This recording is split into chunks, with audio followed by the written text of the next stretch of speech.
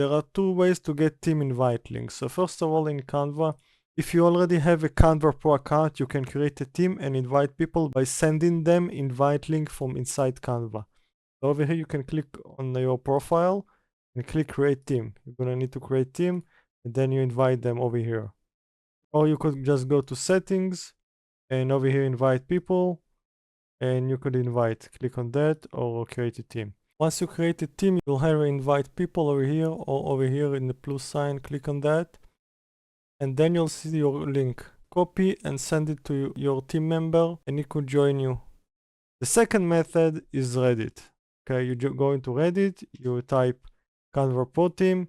The only issue with that is that you need to be careful because many links shared publicly are scams or violate Canva's terms of service. So if you search Reddit, you might be able to find some people sharing links.